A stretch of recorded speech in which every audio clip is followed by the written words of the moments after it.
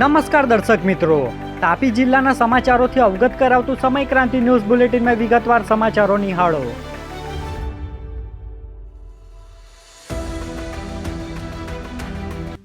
વ્યારાના બેડકુવા દૂર ગામે ખેતરમાં વરસાદી પાણીમાં ડૂબી જતા આધેડનું મોત.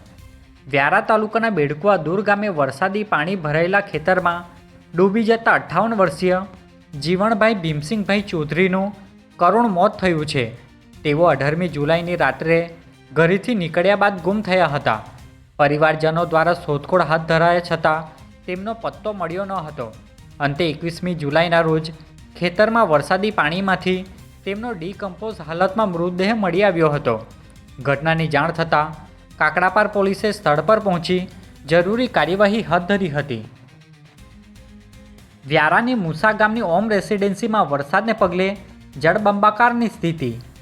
વ્યારા તાલુકામાં પડેલા ધોધમાર વરસાદ વચ્ચે મુસા ગામની ઓમ રેસિડેન્સીમાં વરસાદી પાણી ઘૂસી જતાં જળબંબાકારની સ્થિતિ સર્જાઈ હતી. પાણી ભરાઈ જતાં અનેક રહેવાસીઓ ઘરમાં જ રહેવા મજબૂર બન્યા હતા. સ્થાનિકોએ આક્ષેપ કર્યા છે કે આસપાસની સોસાયટીઓના બિલ્ડરો દ્વારા કરાયેલા પુરાણના કારણે વરસાદી પાણીના નિકાલમાં અવરોધ ઊભો થતો આ સ્થિતિ સર્જાઈ છે. ડોલવણના ધામણદેવી ગામના ચેકડેમમાં તણાતા આધેડનું મોત નીપજ્યું. તાપી જિલ્લામાં સતત વરસાદને કારણે નદી નાળા અને ચેકડેમોમાં પાણીનો પ્રવાહ વધ્યો છે. આ દરમિયાન ડોલવણના ધામણદેવી ગામે ચેકડેમમાં તણાઈ જતા 59 વર્ષીય સુમનભાઈ ભીલનું મોત નીપજ્યું છે. તેઓ 21મી જુલાઈના રોજ ગૌચર ફળિયા નજીક આવેલ કોતરના ચેકડેમમાં તણાઈ ગયા હતા. ભારે શોધખોળ બાદ તેમનો મૃતદેહ ધામણદેવીના ભીલ ફળિયા પાસેથી પસાર થતાં કોતરના પાણીમાંથી મળી આવ્યો હતો. બનાવ અંગે પોલીસે પીએમ સહિતની કામગીરી હાથ ધરી હતી. તાપીમાં મેઘમહેર યથાવત. વ્યાલા વાલોડમાં સૌથી વધુ 5.3 ઇંચ સરેરાશ વરસાદ. તાપી જિલ્લામાં વરસાદી માહોલ યથાવત રહેતા અનેક તાલુકાઓમાં સારો વરસાદ નોંધાયો છે. વ્યારા અને વાલોડમાં સૌથી વધુ 5.3 ઇંચ, ઉકાઈમાં 5.2 ઇંચ, ડોલવણ અને સોંગઢમાં 4.3 ઇંચ વરસાદ નોંધાયો છે. જ્યારે ઉછલમાં 1.7 ઇંચ, નિઝરમાં 1.3 ઇંચ અને કુકરમુંડામાં 1.1 ઇંચ વરસાદ વરસતા નદી નાળા અને જળાશયોમાં પાણીની આવકમાં વધારો નોંધાયો છે. તાપીમાં ભારે વરસાદથી 63 ગ્રામ્ય માર્ગ બંધ હાલતમાં, વાહન ચાલકોને હાલાકી. તાપી જિલ્લામાં સતત વરસાદને પગલે નદી નાળા અને કોઝવે ઓવરટોપ થતાં ગ્રામ્ય વિસ્તારના 63 માર્ગો બંધ કરવામાં આવ્યા છે. પંચોલ પલાસિયા માર્ગ પર પાણી ફરી વળતા અવરજવર અટકાવવામાં આવી હતી. બંધ માર્ગમાં વ્યારાના 18, ડોલવણના 16, વાલોડના 16 અને સોંગઢના 13 માર્ગનો સમાવેશ થાય છે. સાવચેતીના ભાગરૂપે તંત્રએ માર્ગો બંધ કરતા વાહન ચાલકોને હાલાકીનો સામનો કરવો પડી રહ્યો છે.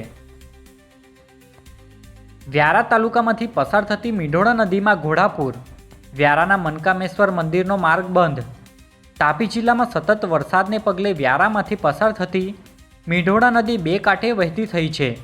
નદીમાં ઘોડાપૂરની સ્થિતિ સર્જાતા મનકામેશ્વર મંદિર તરફ જતો માર્ગ સાવચેતીના ભાગરૂપે બંધ કરવામાં આવ્યો છે.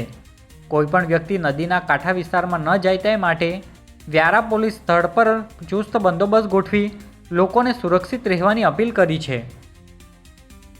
વાલોડના બેડકુવા કલમકુઈમાં માટી પાણીના સેમ્પલ મામલે ગ્રામજનોએ ઉઠાવ્યા સવાલ.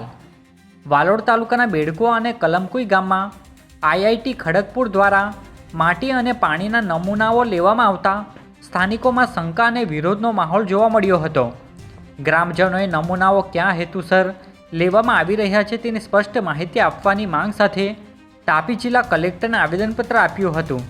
આ અંગે તંત્રએ સ્પષ્ટતા કરતાં જણાવ્યું હતું કે ભૂકંપ સંબંધિત અભ્યાસ અને સંશોધનના ભાગરૂપે માટી અને પાણીના નમૂનાઓ લેવામાં આવ્યા છે. વ્યારાના કણજા ફાટકના રેલવે ગરનાળામાં પાણી ભરાતા વાહન ચાલકો પરેશાન. વ્યારાના કણજા ફાટક ખાતે આવેલા રેલવે ગરનાળામાં વરસાદી પાણી ભરાતા વાહન ચાલકોને ભારે મુશ્કેલીનો સામનો કરવો પડી રહ્યો છે. ગરનાળામાં 1 ફૂટથી વધુ પાણી ભરાઈ જતાં અવરજવર પ્રભાવિત થઈ હતી. દર વર્ષે ચોમાસા દરમિયાન અહીં પાણી ભરાવાની સમસ્યા સર્જાતી હોવાથી સ્થાનિકોએ કાયમી ઉકેલ લાવવા તંત્ર સમક્ષ માંગ ઉઠાવી છે.